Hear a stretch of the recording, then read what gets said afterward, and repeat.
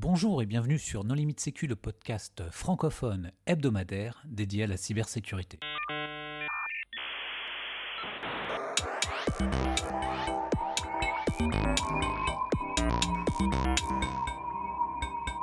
Alors aujourd'hui, nous avons le plaisir de recevoir Corben pour un épisode hors série. Bonjour Corben. Bonjour. Pour discuter avec lui, les contributeurs Non Limite Sécu sont Nicolas Rue, Bonjour. Jérôme 16, Bonjour. Hervé Schauer Bonjour. et Christophe Renard. Bonjour. Alors Corben, pour celles et ceux qui ne te connaîtraient pas, comment est-ce que tu te présenterais en quelques mots ? En quelques mots, moi je suis, on va dire, créateur de contenu, blogueur depuis 2004 sur un site qui s'appelle corben.info. Voilà, donc j'écris des articles où je partage des logiciels notamment que je trouve et que je teste. Voilà, donc ça parle pas mal d'informatique. Et comment ça se fait que tu dures depuis aussi longtemps ? Bah écoute, moi ça me plaît, je m'en lasse pas, les gens sont là et lisent, voilà, ça dure, tu vois. Écoute, personne m'a mis dehors. C'est Donc, très difficile dans un monde où les producteurs de contenu vont et viennent, les modes vont et viennent. Toi, tu as réussi déjà à durer sur ton propre site, donc tu es quand même propriétaire de tout ce que tu publies, y compris en termes d'hébergement. Est-ce que ça a été peut-être une différence pour toi ? Oui, bah, j'ai toujours géré tout, la technique. Bah, c'est l'avantage d'être aussi un peu technicien, c'est-à-dire que je peux gérer le code, le serveur, enfin la totale, et être parfaitement indépendant. Je dépends pas d'un GAFAM, je dépends pas, voilà. Et comme je suis à mon compte, effectivement, mais je suis tout seul, donc je suis à mon compte, c'est moi qui gère tout, et donc c'est vrai que ça apporte aussi. Bah, c'est beaucoup de boulot, mais en même temps, je suis assez tranquille au niveau contraintes, quoi. On pourra Voilà. peut-être reparler de la sécurité de tes infrastructures tout à l'heure alors. Ouais, si tu veux. Alors, on t'appelle le chef d'Internet. D'où est-ce que ça vient, ça ? Oh bah ça c'était moi, parce que c'était sur Twitter notamment il y a un petit moment, tu sais, tout le monde dans sa bio se prenait très au sérieux et mettait directeur machin, chef bidule, etc. Et puis moi je trouve ça marrant, j'ai même pas mis d'internet, j'ai mis chef de l'internet, tu vois, pour le côté un peu lol, puis c'est resté, voilà, c'était vraiment pour rigoler, quoi. Et alors, comment est-ce que tu arrives à trouver tous ces sujets ? Parce que tu arrives à proposer combien de sujets par jour maintenant ? C'est plusieurs par jour, non ? Bah ça dépend des jours, des fois c'est 1, des fois c'est 10, ça dépend un peu de l'actu, ça dépend de mon temps aussi, puis des sujets que je traite, il y en a qui sont plus longs à traiter, plus courts, et je les trouve, j'ai des flux RSS, donc je fais beaucoup de veille en fait tout le temps, j'adore ça, lire plein d'articles, de news, de trucs. Donc je trouve des infos comme ça. Les gens m'envoient aussi pas mal de choses. Il y a beaucoup de gens qui m'envoient soit des choses qu'ils ont découvert eux-mêmes, soit des choses qu'ils ont fait, qu'ils ont codé, etc. Et puis j'ai certains de mes lecteurs qui font pas mal de veille aussi comme moi et qui du coup m'envoient des choses sur le Discord. Donc voilà, j'ai plusieurs canaux, et même maintenant comme j'ai beaucoup de flux justement, je me suis même développé maintenant des outils IA pour analyser mes flux RSS et me faire on va dire remonter ce qui colle le plus avec ce que j'aime, avec ma ligne éditoriale, quoi. Est-ce que tu vas bientôt te remplacer par un agent ? Je suis déjà à moitié remplacé par un agent. Enfin, voilà, disons que comme je travaille tout seul, l'intérêt de l'IA, enfin, je l'ai vraiment intégré dès que c'est arrivé. Depuis 2022, je bosse avec ça. Ça m'aide beaucoup à trouver des angles, même sur des trucs un peu techniques, tu sais, faire du maillage interne sur le site, mettre à jour des vieux articles, des choses comme ça, ou même générer des illustrations. Enfin bon, je l'utilise pour plein de choses, même au niveau du code, alors c'est pas du code, y a pas de faille, on reste sur du HTML, j'ai un site statique, hein. Donc c'est HTML, CSS, un peu de JS, y a rien de dangereux au niveau infra. Donc voilà, je peux me permettre de faire ça, et du coup ça m'a bien aidé, hein, ces dernières années en tant qu'entrepreneur solo, on va dire, enfin en tout cas voilà, gestionnaire solo de mon site, ça a été un gros coup de pouce. Parce qu'avant, je dépendais d'un développeur, je dépendais de tout ça. Moi, je suis pas un très bon codeur, je suis pas développeur, c'est pas ma passion dans la vie, j'aime pas trop ça. Et c'est vrai que, avant, je dépendais des autres pour ça. Donc, je bricolais mon WordPress, je bricolais, etc. Mais j'allais jamais très loin. Et là, je peux faire des choses vachement plus poussées, tout ce qui passe dans ma tête, quoi. Donc, ouais. C'est pas encore 100% remplacé par IA, mais peut-être qu'un jour, hein, si un jour ça arrive à faire des trucs aussi bien que moi, pourquoi pas. Et justement, dans un monde où il y a beaucoup de blogs plus ou moins crédibles qui sont du contenu généré par IA, c'est pas quelque chose qui t'a fait perdre de la visibilité ? Non, pas du tout. Au contraire, mon trafic arrête pas d'augmenter, donc je suis assez surpris. Alors, il y a une refonte. J'ai fait une refonte il y a l'année dernière enfin mi-2025 de mon site. J'ai retravaillé pas mal de choses et mon trafic augmente. Donc je pense que c'est lié à la fois à la structure du site, à ce que j'ai mis en place. Puis après les articles, effectivement, je les approfondis un peu plus. J'ai plus le temps de les travailler, donc je pense que sont plus intéressants et non, moi enfin, tous les sites de Slop IA, etc., c'est pas du tout un problème pour moi. Et même les autres médias, enfin, on n'est vraiment pas sur les mêmes thématiques. En fait, j'ai pas ça va peut-être paraître prétentieux, hein, mais j'ai pas d'équivalent. Je connais pas d'équivalent par rapport à ce que je fais. Il y a des sites qui parlent d'actu. Moi, je parle pas que d'actu, un petit peu des fois quand j'ai envie, mais sinon c'est beaucoup de tests logiciels et en même temps je fais pas que des tutos. Donc je suis un mix entre tout ça. Des fois je parle de science, des fois je parle d'IA, je parle de Linux. Enfin c'est très varié parce que c'est vraiment en fonction de moi ce qui m'intéresse sur le moment en fait. J'ai pas vraiment de ligne éditoriale, c'est un peu le bordel entre guillemets. C'est ma ligne éditoriale, c'est ce qui m'intéresse là à l'instant T en fait. Mais tu as trouvé une communauté qui avait à peu près les mêmes centres d'intérêt que toi et qui se retrouvait souvent dans ce que tu publies en tout cas. C'est ça, ouais, c'est une communauté de bidouillards en fait. Et le pseudo Corben, ça vient d'où? C'est un rapport avec la BD ou? Alors ça vient du film Le 5e élément. Tu sais que Bruce Willis, et il s'appelait Corben. Et en fait, c'était avant que mon site soit créé. En fait, c'était un an avant, donc c'était en 2003. Il me fallait un pseudo sur un forum et j'ai pris ça parce que j'aimais bien le film. J'avais j'avais 20 ans, enfin dans ces eaux-là, quoi. Donc voilà, tout le monde s'appelait Neo et Morpheus. J'ai fait un peu plus original que les autres. J'étais le seul à m'appeler comme ça à l'époque. Et puis après, c'était marrant, il y a une évolution avec ce pseudo parce qu'au début, il y avait vraiment que moi. Je faisais un peu de veille sur mon pseudo, évidemment, comme tout le monde. Après, il y a eu des chiens qui se sont appelés comme ça. Aux États-Unis, je voyais beaucoup d'annonces pour des chiens. Et après, des enfants, des petits Américains qui ont commencé à porter ce nom-là, etc. C'est devenu un vrai prénom avec le temps. Et on peut te donner aussi un truc, c'est que la plupart des noms de domaines un peu exotiques comme info, biz, machin, pizza et tout ça, généralement ça marche pas. Toi, ça fait 20 ans que tu as un point info qui cartonne. Bravo. Ouais, le point info, c'était vraiment... j'étais jeune, j'avais pas de fric. Et du coup, il y avait One and One qui faisait une promo, ils offraient le point info, j'ai pris un point info et voilà quoi. C'était le hasard. Mais ça a démarré tout de suite très très fort, parce que je me rappelle, il y a quand même pas mal de temps, de l'effet Corben. Est-ce que tu peux expliquer ce qu'est l'effet Corben? Ah ça, c'était un peu plus tard, c'était déjà en 2010. Oui, c'est simple, hein, je mets un lien et le site tombe. En gros, c'est ça, parce qu'en fait, comme il y a des gens qui viennent sur le site, ils cliquent tous en même temps sur le lien et ouais, le site supporte pas la charge. Et est-ce qu'on peut te payer pour du DDoS chez des concurrents, des trucs comme ça peut-être? C'est la version française de l'effet /dot en fait. Exactement. C'est ça, voilà. Puisque le /dot, tout le monde connaît pas forcément /dot.org, mais c'est encore un site geek anglophone. Et qui assez tôt a fait tomber des sites juste en pointant « Regardez, cet article est super intéressant » et poum, le site disparaît, surtout quand il était auto-hébergé, pour cause de millions de geeks cliquant simultanément. Et en plus ça lag, plus on appuie sur « Refresh ». Et maintenant, ça arrive moins souvent que je fasse tomber des sites. Bon, déjà parce que j'ai peut-être un petit peu moins de trafic à l'époque, et en plus parce que maintenant les infrastructures sont plus robustes, et puis les sites sont hébergés chez des prestataires qui tiennent le choc, quoi. La AWS, ils sont derrière Cloudflare, enfin voilà. Donc. Et puis oui, effectivement, il y a les CDN devant. Si on a un Cloudflare ou un Akamai devant, avant de les faire tomber, il va falloir un petit peu de marge. Surtout si c'est du contenu statique. En fait, t'es un bon KPI de la résistance d'Internet. C'est moins tu y arrives, plus les infras sont robustes. C'est ça. Et toi, est-ce qu'il t'est arrivé de tomber? Est-ce que ton site est arrivé de tomber sous la charge, par exemple? Ah ouais, moi j'ai eu 2 soucis. Alors, sous la charge, oui. C'est déjà arrivé.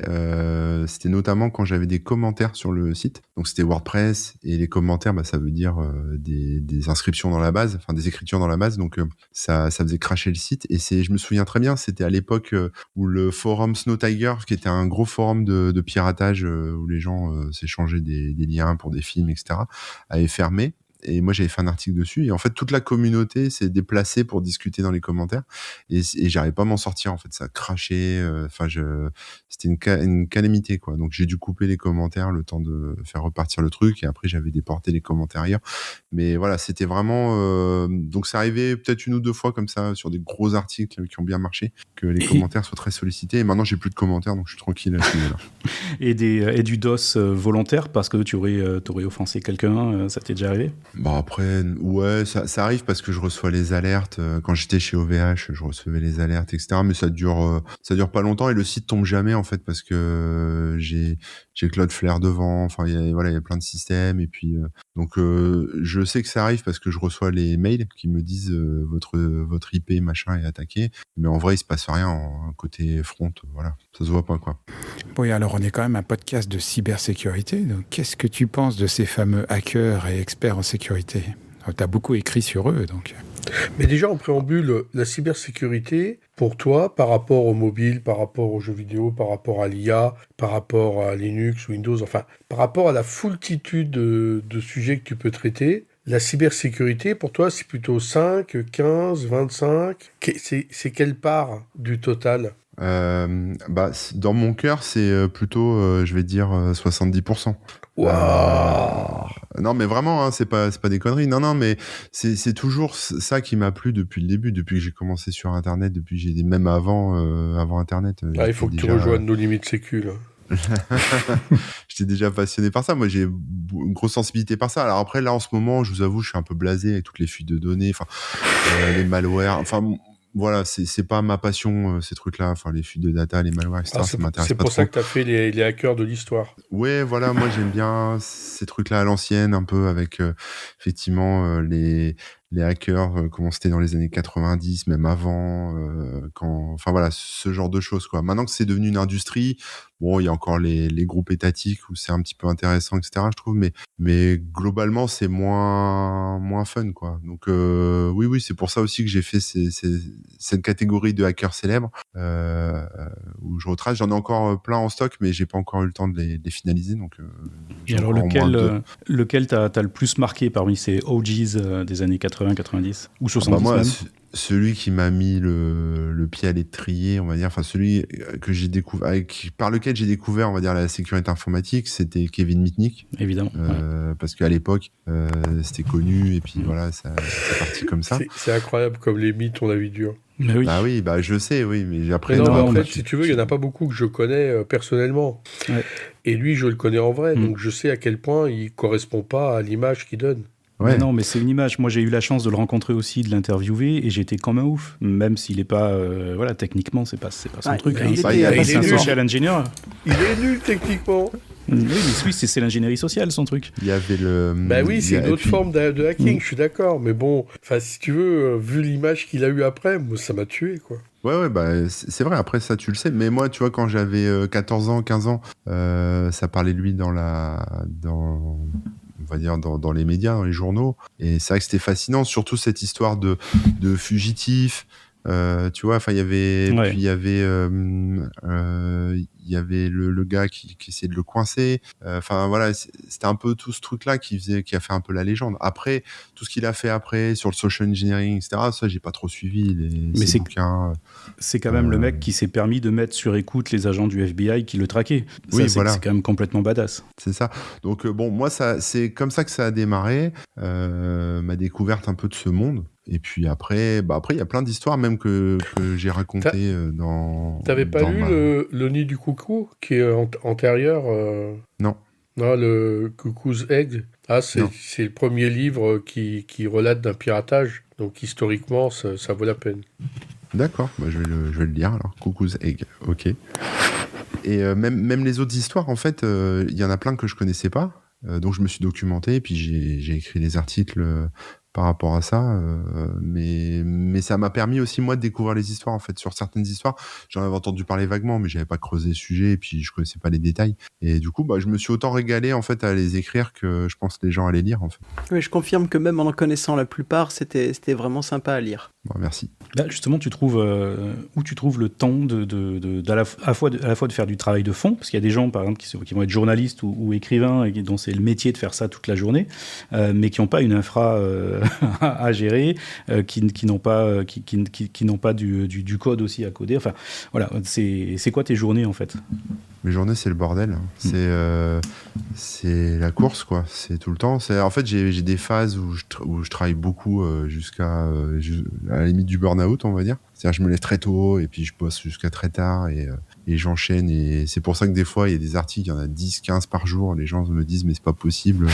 Ton site, il est alimenté par l'IA ou c'est pas toi, ou tu payes des rédacteurs et tu le dis pas et machin. Mais en fait, non, c'est moi, mais je bombarde, en fait. Parce que je suis dans une espèce de boulimie de découverte et puis de repartage et d'écriture, etc. Et puis après, des fois, je pars sur d'autres sujets, donc c'est un peu plus, il y a moins d'articles. Voilà, et sur les histoires de hackers, il y a eu beaucoup de... Enfin, comme ça a coïncidé aussi avec mes expérimentations au niveau IA, il y a beaucoup de recherches. Si tu veux, j'ai lancé des agents pour récolter des infos, les croiser. Maintenant, j'utilise beaucoup l'IA aussi pour fact-checker, tu vois. On dit l'IA hallucine, l'IA fait des fake news, etc. Et en fait, moi, je l'utilise justement pour vérifier, parce qu'il y a tellement un peu tout et son contraire sur le net. Quand j'ai besoin de vérifier des infos, je lance mes outils. Et ça permet d'apporter parfois un peu de modération sur certains sujets, en disant non, calmos, c'est pas aussi tranché que ça, quoi. Donc vas-y mollo, etc. Donc ça fait gagner un petit peu de temps aussi sur la recherche documentaire, et puis voilà, avoir les bons livres, les bons articles. Bon. Voilà, ça se passe un peu comme ça, quoi. Donc, quand tu dis je lance mes outils, tu es un peu le bot master d'agent IA. Tu as créé toi-même ta propre infrastructure avec tes agents. Tu codes ça toi-même, ou tu utilises des produits du marché? Alors, j'utilise le Cloud Code principalement, même si je peux changer là du jour au lendemain et passer sur d'autres trucs. Mais en local, je suis pas encore satisfait, on va dire, de ce qui est fait. Mais voilà, et après, c'est des outils, ouais, c'est un mix entre un petit peu de prompt, pas mal de JS, de JavaScript, des skills, pour ceux qui connaissent. Voilà, enfin, c'est un mix un peu de tout ça, et des boîtes à outils. En fait, c'est une espèce de giga boîte à outils. C'est un peu ce que tu retrouves dans OpenClaw, mais fait par moi. Et voilà, j'ai regardé OpenClaw, en fait, j'en ai pas à l'usage, parce qu'en fait, moi, tout ce que j'ai développé, ça fait pareil. Enfin, ça fait pareil. J'ai pas toutes les parties Telegram, WhatsApp, etc., parce que j'en ai pas besoin. Mais sur les outils de base, en tout cas, j'ai même des trucs qui sont mieux que ce qui est dans OpenClaw, donc je suis assez content. Et puis voilà, ça me permet surtout de maintenir le site, enfin de renforcer, on va dire, la structure du site, tu sais, parce que j'ai beaucoup d'articles. Jusqu'à présent, j'étais pas très carré sur le classement dans les catégories, les mots-clés, voilà, etc. Plein de choses comme ça. Et là, ça me permet de faire de regrouper les articles par thématique, des catégories, faire du maillage interne. Enfin, c'est plus des outils un peu comme ça, techniques. Il y a de la correction orthographique aussi automatique, parce que quand j'écris des articles, souvent je rip, je fais des fautes, puis j'ai un peu la flemme de faire des copier-coller dans des outils de correction et après de repasser dessus, etc. Donc j'ai une commande, je lance, et puis il corrige automatiquement les articles, il corrige les fautes, etc. Donc c'est plein de petits trucs comme ça qui font que je gagne du temps. Par exemple, j'écris un article et après il est automatiquement catégorisé. Les mots-clés sont automatiquement mis. Voilà, c'est des petites choses qui me prenaient pas beaucoup de temps, en fait, à faire, mais qui me prenaient quand même du temps sur 10 articles par jour. Ça prend un petit peu de temps, quoi. Donc je gagne des petites minutes comme ça, par-ci par-là aussi, avec ce genre d'outils, quoi. Bon, là, on parle beaucoup de blogs et choses comme ça, mais Ouais. n'oublions pas que tu as quand même une chaîne TikTok avec 175 000 abonnés. Quels sont quel est ton avis sur les néomédias, la diversification, tout ça? Est-ce qu'il faut aller sur Twitch, TikTok? Est-ce qu'il faut faire des podcasts? Est-ce que c'est YouTube? Mon avis, c'est... Ouais, moi je pense que oui. En fait, t'as pas le choix. Il faut le faire. Après, moi, là, je le fais pas bien, parce que franchement, ça me saoule. Enfin, TikTok, ça fait un siècle que j'ai pas posté de vidéos. parce que ça prend du temps tout ça, c'est un peu compliqué. YouTube c'est pareil, je le fais mais ça prend beaucoup de temps et puis je suis pas c'est pas que je suis pas à l'aise avec le média vidéo, mais moi tout ce qui est montage etc. c'est un peu lourd, j'aime pas trop. Donc quand je fais un screencast et un tuto, ça me prend facilement une journée, donc c'est un peu compliqué à faire parce que il suffit que tu te plantes, tu recommences, etc. Donc c'est un peu lourd. Et TikTok c'est marrant à faire, c'est bien, mais pareil il faut le temps, il faut trouver les sujets, ça prend un petit peu de temps, donc je le fais pas bien en fait. Mais si j'étais consultant extérieur, je dirais que oui il faut le faire parce que en fait, ça fait partie du job et c'est aussi comme ça que tu te fais connaître et c'est aussi par ces autres moyens, on va dire, de communication que tu gagnes en puissance sur ton média ou peu importe ce que tu fais, mais voilà. Du coup, il y a une chose qui m'intéresse, c'est comme tu es un observateur un peu généraliste du monde de tout ce qui est technologie, moi j'ai l'impression souvent quand on est sur la partie cybersécurité que les news des uns et des autres se reprennent tout le temps et on la retrouve amplifiée un peu partout. Mais toi qui as un truc un petit peu plus large, qu'est-ce que tu vois changer de ce monde de la sécu ou cyber, enfin je sais pas comment on l'appelle à ce stade, parce que honnêtement je regarde ton feed d'actualité sécu. Et je trouve que c'est un bon concentré et un bon filtrage sur le flux de ce qui est généré chaque jour par rapport à des sites plus spécialisés qui ont tendance à peut-être plus partir dans tous les sens. Donc je suis intéressé par qu'est-ce que tu vois qui seraient les évolutions marquantes du monde dans lequel est nos limites sécu. En ce moment, on va dire l'IA, hein, c'est quand même un gros morceau au niveau cyber, c'est plutôt pas mal. Et tout ce qui se passe, que ce soit côté malware avec de l'implémentation on va dire d'IA au sens global, hein, mais voilà, plus toute la partie pentest, etc. Donc ça, c'est quand même intéressant. Enfin, c'est un gros morceau, je trouve, au niveau de l'évolution. Après, évidemment. Tout ce qui est cybercriminalité, bon, moi, c'est pas trop mon kiff, mais c'est vrai que c'est là, en ce moment, les fuites de données, je pense que ça aura échappé à personne, mais ça commence à faire stresser tout le monde. Et c'est un gros morceau aussi. Je pense qu'il y a un truc qui a vraiment changé dans les fuites de données, c'est que jusqu'à il y a peu, les gens qui opéraient les bases de données personnelles se disaient, s'il n'y a pas d'informations bancaires, de numéro de carte ou de mots de passe en clair, tout le monde s'en fichera parce que c'est pas valorisable. Ce qu'ils n'avaient pas compris, c'est qu'en croisant toutes les bases de données et en faisant des profils qui sont vraiment très riches aujourd'hui, alors ils avaient le problème de qualité des données fuitées évidemment, mais c'est devenu un outil d'attaque en soi. C'est un outil pour l'escroquerie qui est activement exploité parce qu'en fait, avoir des informations sur quelqu'un, c'est être capable de le mettre en confiance et être capable de lui tirer des actions, de lui soutirer des codes, des secrets, etc. Et ça n'avait pas été du tout compris par beaucoup de gens qui opèrent des bases de données personnelles un peu innocemment en se disant « mais moi je suis opérateur de... » On s'en fiche, quoi. Il n'y a pas d'information qui soit monnayable directement. Mais bon, après tout ça, c'est amplifié également avec l'IA parce que tu peux traiter de l'info facilement, faire du tri, etc., classer, recouper les infos, plus l'usurpation d'identité avec, on a vu les fausses voix, les fausses photos, etc. Donc, c'est un vrai bazar, quoi. Mais bon, voilà, ça c'est un peu les tendances du moment. Mais après, moi, ce qui m'intéresse, c'est toujours la même chose, hein, c'est plutôt les découvertes des chercheurs en sécurité, quoi. C'est les découvertes des chercheurs en cybersécurité. La nouveauté. Ce que tu aimes, ce sont les nouveautés. C'est ça, oui, c'est ça, voilà. J'aime ça, les nouveautés, et j'aime quand la nouveauté, on peut la tester.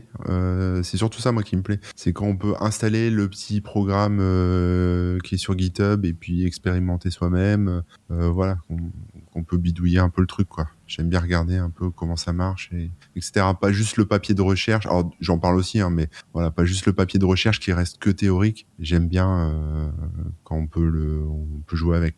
Est-ce que tu as déjà identifié des tentatives d'influence vis-à-vis de toi, essayer de te faire écrire des trucs pour que, l'air de rien, tu prennes parti pour quelque chose, ou pour un éditeur, ou pour une cause, ou tout ça, des choses cachées comme ça dans de la lutte informationnelle, finalement, dont tu aurais été victime, ou des tentatives de te rendre victime? Non, ou alors je m'en suis pas rendu compte, mais non, tu sais, moi je parle vraiment d'outils, donc c'est un peu limité, et puis c'est limité au niveau de ce type d'action, c'est un peu réduit.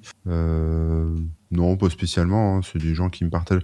C'est plutôt peut-être des gens qui vont me partager un outil qu'ils ont développé pour se gratter un petit peu de pub, mais c'est pas de la manipulation d'un État étranger qui veut servir sa cause au niveau de l'image, etc. Voilà, c'est plutôt ça, quoi. Moi, si j'ai un outil pourri et piégé, j'aurais tout intérêt à te le rendre sexy pour que tu en parles et que ça contribue à la diffusion, en tout cas. Oui, ça pourrait arriver. Après, moi, je regarde un petit peu quand même. Et puis voilà. Après, oui, effectivement. Mais bon, ça peut arriver par tellement de canaux différents. On l'a vu avec notre Pad++ il y a pas très longtemps. Voilà, c'est un risque pour tout le monde, hein. De toute façon, il y a tellement de dépôts GitHub super cool. On se dit, voilà, ou même d'extensions Firefox, par exemple, que tu as envie de tester. Et puis, en fait, tu te retrouves avec un truc qui balance tes mots de passe ou je sais pas quoi, qui t'espionne. Et voilà. Donc, bon, faut être méfiant. Et c'est vrai qu'avant, je l'étais peut-être un peu moins. Maintenant, je fais un peu plus gaffe quand même. Quand j'ai un petit doute, voilà, je creuse un petit peu plus que d'habitude. Mais globalement, je préfère faire l'impasse sur des outils ou des extensions, etc. Quand je vois qu'il n'y a pas beaucoup, que ça fait pas longtemps que ça existe, qu'il n'y a pas beaucoup d'utilisateurs, qu'il n'y a pas beaucoup de retours, que personne n'a parlé, etc. Bon, en général, je fais l'impasse, quoi. Je me concentre que sur des outils qui ont déjà un petit peu de bagage, qui existent depuis un petit moment, qui sont, voilà. Là, non, je dis du coup, ça te potentiellement te fait passer à côté de trucs, de vraies petites pépites, et en même temps, ça protège aussi. Ouais, ça protège. Et quand vraiment j'ai un doute, là, j'ai eu un doute il n'y a pas très longtemps sur un outil que j'ai testé. Bon, j'en ai pas parlé, mais j'ai lancé un scan dessus, enfin un scan. Disons que j'ai mis une IA dessus et puis j'ai demandé de faire un audit de sécu, etc. Donc ça vaut pas un vrai audit, hein, évidemment, mais bon, c'est déjà ça, quoi. Je me dis peut-être que, enfin, tu vois, ça se verrait, quoi. Franchement, après, une analyse du code, etc. Bon. Ça, c'est ce qu'on devrait tous faire sur nos plugins de navigateur, c'est de lancer une IA dessus et d'auditer le code, parce que y a moyen. Alors, je vois Christophe qui hoche de la tête. C'est peut-être la solution un peu ghetto, mais je pense que ça peut être. Non, ça mais peut le problème, c'est qu'il y a des stratégies, comme on a vu il y a pas très longtemps, de gens qui font des extensions de navigateurs relativement légitimes, qui attendent un an et qui poussent la mise à jour avec des updates frelatés. Le fait d'observer ou le fait d'uploader sur VirusTotal et voir si ça crie, oui, ça va éliminer les attaquants qui sont l'entrée de gamme, mais des gens un petit peu sérieux, et y compris criminels, aujourd'hui passent ça assez tranquillement. Quand typiquement, ce qui était rigolo avec SolarWind, c'est que alors là, c'était du très haut de gamme, mais ils attendaient quand même plus de 3 semaines avant de se déclencher. Mais cela dit, tu peux le faire. Enfin, moi, je l'imaginais de manière récurrente et automatique, c'est-à-dire d'avoir régulièrement un LLM qui tourne sur le source de tes plugins installés et qui te fait un petit rapport toutes les semaines, par exemple. Il y a peut-être un truc à faire là. Ce problème, on l'a. Enfin, moi, je l'ai même à un autre niveau et tous les sites l'ont. Hein, c'est les liens, en fait. Moi, il y a plein de liens qui datent de 2004, 2005, 2009, etc., qui sont morts et enterrés. Ça répond plus. Puis un jour, quelqu'un rachète le domaine et met un malware dessus, un truc. Et ça, moi, je peux pas le savoir sans qu'on me le dise. Donc, des fois, j'ai des lecteurs qui me disent, ouais, j'étais sur ton article de 2002 et ça renvoie soit vers un site de cul, soit vers un truc bizarre, etc. Bon, après, je retire le lien, mais c'est vrai que c'est compliqué de tout contrôler. Donc, des fois, je passe sur les vieux liens, mais c'est compliqué, quoi. Donc, on l'a aussi à ce niveau-là, quoi. Donc, mais ça, malheureusement, c'est compliqué. Ta chronique de Winamp ou de Real Media Player, les gens ont essayé de télécharger le logiciel, c'est ça ? C'est ça.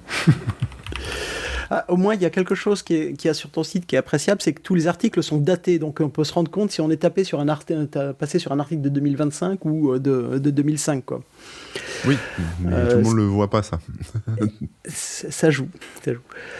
Et si on repart sur les aspects cybersécurité, mais de l'IA justement, on utilise de plus en plus les agents, on leur donne de plus en plus de pouvoir. Est-ce que tu crois que ça va ouvrir de nouveaux périmètres de vulnérabilité ? Ah bah oui, hein. Enfin moi ça m'effraie quand je vois tout ce que font les gens avec OpenClaw notamment et puis même d'autres trucs, hein.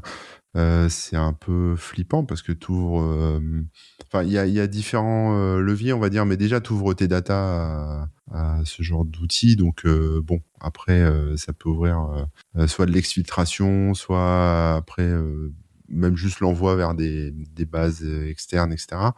Bon, ça, encore, c'est un premier problème, mais après, il y a les actions aussi qu'on leur donne, parce que c'est des outils qui peuvent être autonomes. Donc demain, ça peut effacer des données, ça peut en envoyer à gauche à droite, ça peut et sans forcément que ce soit malicieux, hein, c'est juste que le prompt est mal fait, l'IA va partir dans un délire, elle va prendre des initiatives et puis ça va faire des boulettes, quoi. Voilà. Donc c'est un peu compliqué. Moi, par exemple, là sur des outils, moi sur mes outils, par exemple, c'est connecté à mon WordPress. Et c'est un gros risque pour moi de connecter ça à mon WordPress. Mais j'ai mis en place, on va dire, des garde-fous pour limiter les actions sur le WordPress, pour que, par exemple, je veux pas que ça se mette à publier des articles comme ça, quoi. Donc j'ai des détecteurs qui sont pas IA, qui sont du vrai code, qui bloquent ça en fait automatiquement, qui empêchent ça. Donc si demain l'IA déconne et dit je vais publier un article, elle peut pas en fait, elle est coincée par un garde-fou. Donc c'est des choses comme ça, mais la plupart des gens mettent pas ça en place, quoi. Et tu penses qu'elle pourrait être tentée de publier un article sans... Tenter, ça serait lui donner une conscience, c'est pas le cas, mais si je lui dis fais-moi un topo là-dessus, si je précise pas que je le veux dans un fichier texte, elle va peut-être se dire je vais le mettre en article. Alors elle va peut-être le mettre en draft, en brouillon, et puis ou alors elle va le publier. Je peux pas forcément savoir. Si tu précises pas dans ta demande ce que tu veux, après elle peut faire ce qu'elle veut. Enfin, en tout cas, elle peut extrapoler. Juste, on a cité OpenClaw à 2 reprises. Oui. Pourquoi est-ce qu'on dit du mal d'OpenClaw ? Moi, je dis pas de mal d'OpenClaw, mais non, en vrai, je l'ai regardé au niveau du code, mais je l'ai pas utilisé parce que j'ai pas d'usage d'OpenClaw. Je dis pas du mal d'OpenClaw. Je pense que c'est un outil intéressant. Après, je pense que les gens l'utilisent mal, quoi. C'est un truc. C'est un logiciel très récent, non, déjà ? Il a quoi ? Il a 2 mois, 3 mois ? Ça doit dater de fin de l'année dernière. C'est récent, c'est 100% vibe codé. Et du coup, pour les gens qui connaîtraient pas, ça sert à quoi ? Parce que tu as dit que tu avais reproduit un framework assez similaire, hein, mais toi qui as regardé, c'est quoi l'usage ? L'usage, c'est... Si tu veux, tu fais la même chose avec Cloud Code et puis tes propres scripts, mais en gros, c'est un outil que tu branches sur une clé API. Donc déjà, ça te coûte un peu d'argent, sauf si tu le fais tourner en local, mais voilà. Et après, tu lui demandes ce que tu veux et puis il le fait. Et puis il a plein de connecteurs en fait sur WhatsApp, sur Telegram, sur tes mails, sur ce que tu veux.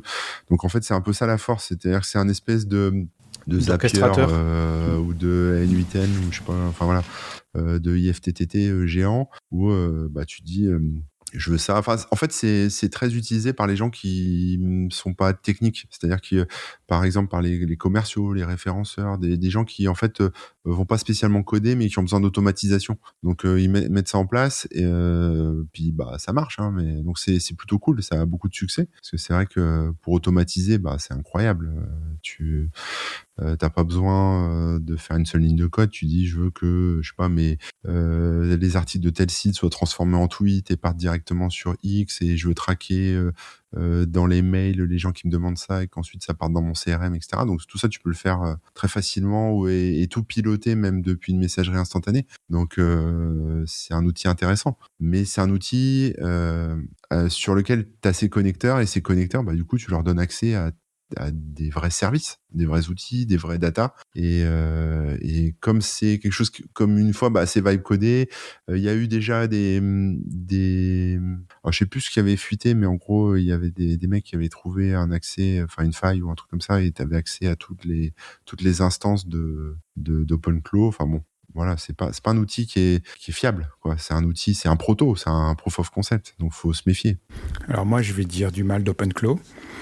Vas-y. Mais rassure-toi, Johan, dans la bienveillance et dans les faits sourcés, c'est assez compliqué à installer. Donc, en fait, il y a beaucoup d'hébergeurs qui disent venez chez nous, c'est préconfiguré, etc. Vous avez juste à suivre la recette, vous avez votre instance.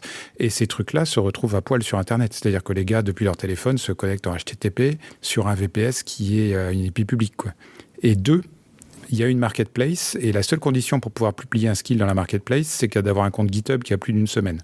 Il n'y a aucune autre forme de vérification sur les skills qui sont publiés dans la marketplace. Voilà, ça c'est factuel, voilà, je ne dirai pas plus.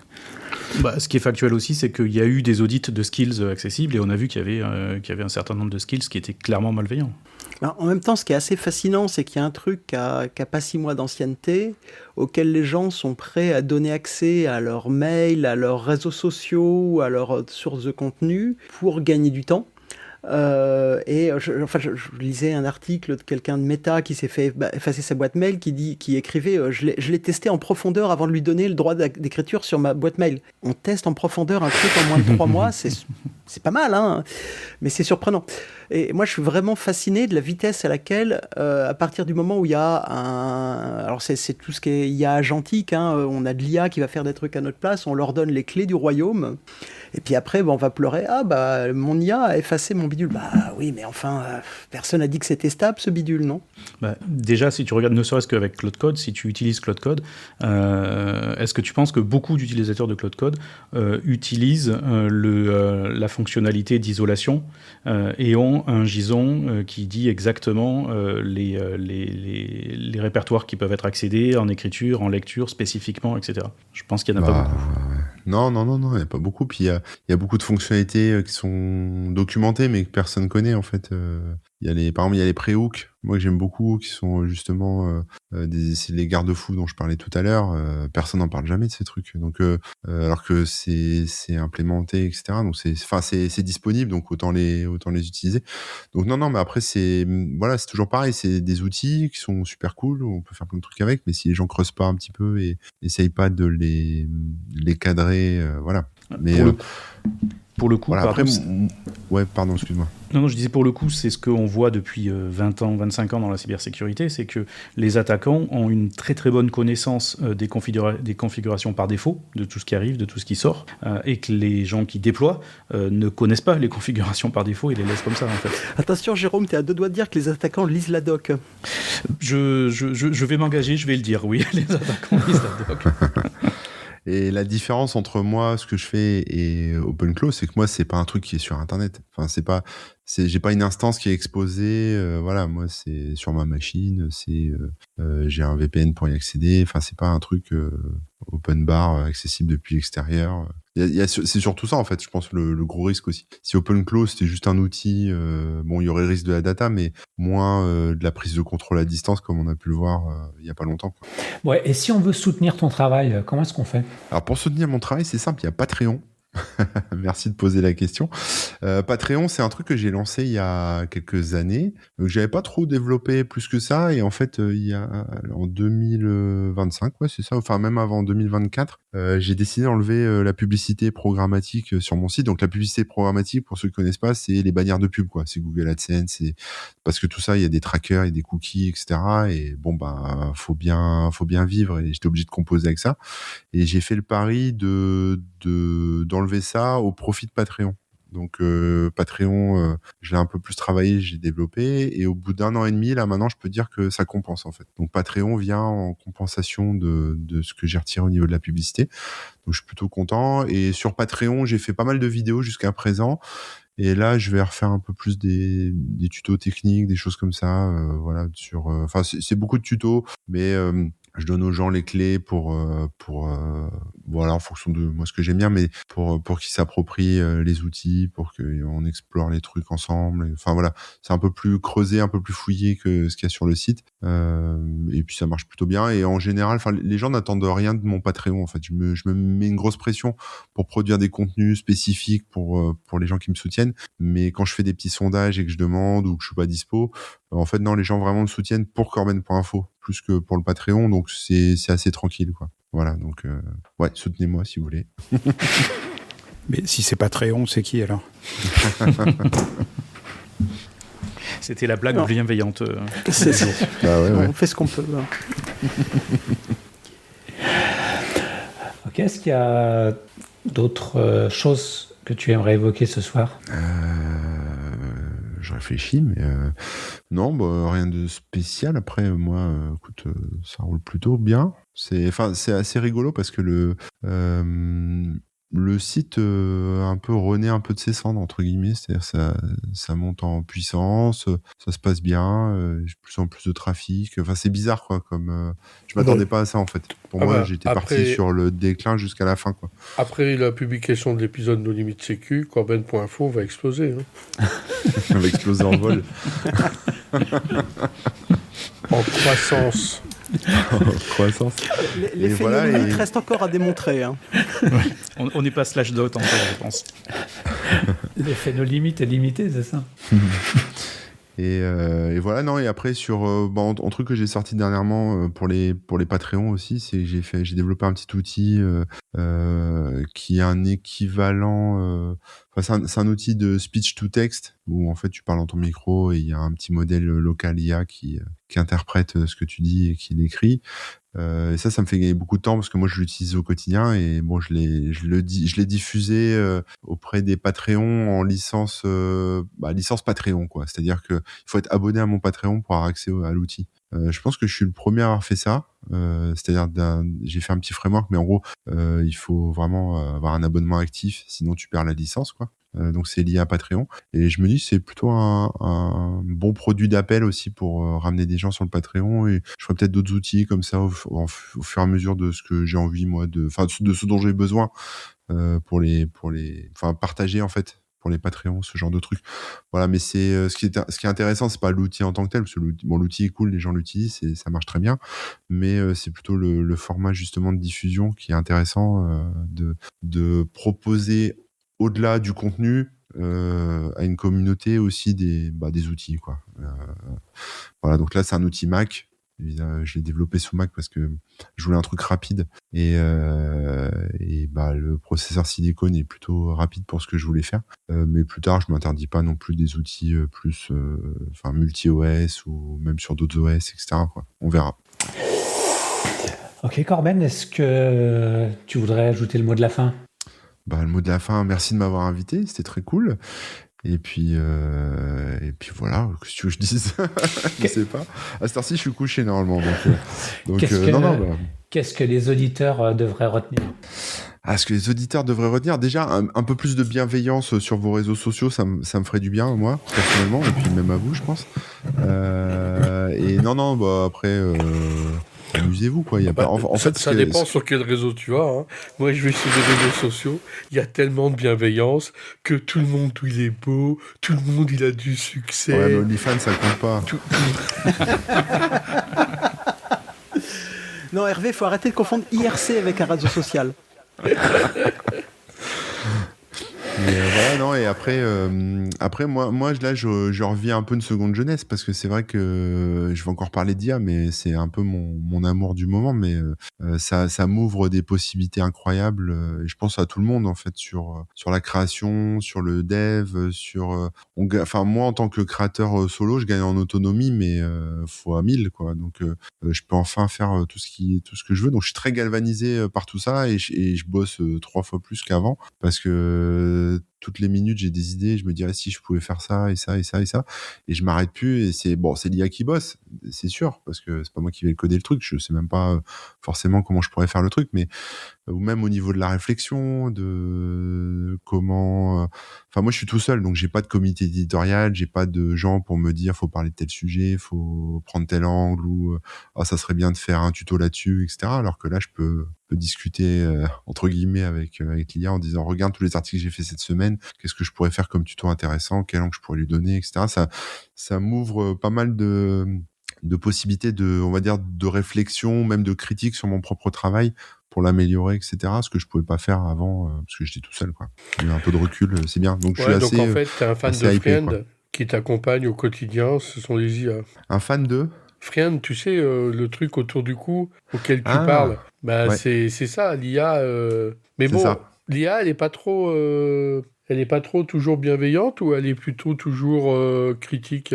Ça dépend comment tu lui demandes. Moi, par exemple, quand je lui demande... Des fois, j'ai des idées, je lui dis « Ouais, j'ai ça comme idée, qu'est-ce que t'en penses? Est-ce que ça serait intéressant d'intégrer ça dans nos outils ?» C'est ma collaboratrice, donc c'est nos outils, c'est pas mes outils, c'est les nôtres.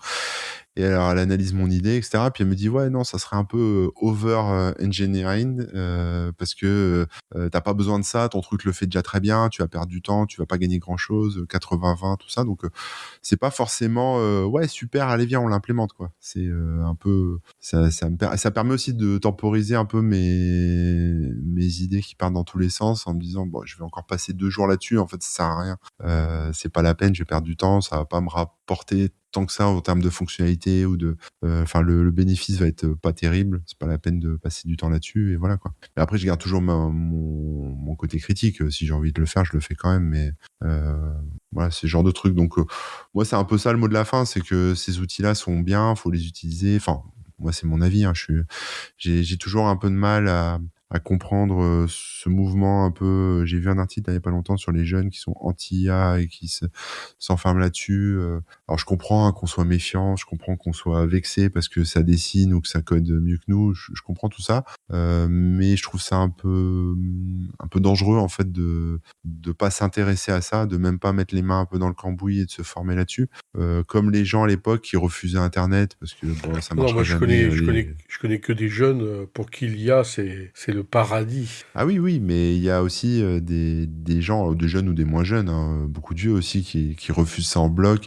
Et maintenant, tout est IA, tout est slop IA. Enfin, c'est un peu dramatique en fait parce qu'il n'y a pas de discernement entre. C'est vrai que l'IA est mal utilisée. Je vois beaucoup de contenu merdique. On voit ça sur LinkedIn. Hein. Hervé, t'es bien placé pour le voir comme moi, mais LinkedIn en est tartiné toute la journée de conneries comme ça. C'est nul. Donc je comprends que les gens voient ça partout en fait. Tout est slop, etc. Et il y a un juste milieu en fait. On n'est pas obligé de faire du slop. On n'est pas obligé de tout faire à la main non plus. On peut trouver un juste milieu et c'est dommage ce refus un peu comment dire les gens sont certaines personnes sont hermétiques et moi en fait quand je vois ça je vois les gens qui refusent le smartphone et qui du coup aujourd'hui sont emmerdés dès qu'il faut valider un truc sur leur banque en ligne, etc.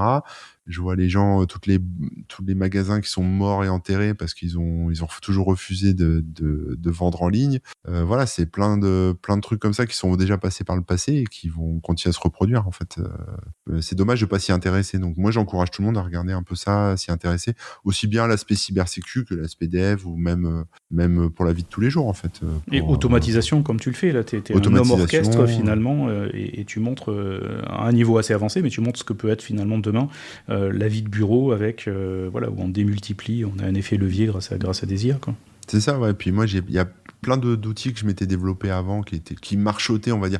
Ça marchait, mais c'était pas sécurisé, c'était pas fiable. Enfin, c'était pas forcément stable, il y avait des bugs, etc. Mais bon, je faisais avec parce que ça marchait, quoi. C'est pas des outils que je vends, donc je m'en fous, c'est des trucs internes. Et je les ai allégés, améliorés, consolidés, etc. Donc j'ai fait beaucoup de refactoring sur mes outils déjà existants avec ça. Et bah, mon site s'en porte que mieux, en fait. J'ai moins de bugs, moins de problèmes, de trucs que je savais même pas régler avant, quoi. Donc, bon, c'est vrai qu'en tant qu'homme orchestre, comme tu dis, moi, j'aurais du mal à m'en passer maintenant sur tous ces aspects-là, quoi. Bon, eh bien, Corben, merci beaucoup d'avoir accepté notre invitation. Merci d'avoir été avec nous. Merci aux contributeurs. Chers auditeurs, nous espérons que cet épisode vous aura intéressé. Nous vous donnons rendez-vous la semaine prochaine pour un nouveau podcast. Au revoir. Au revoir. Au revoir. Au revoir.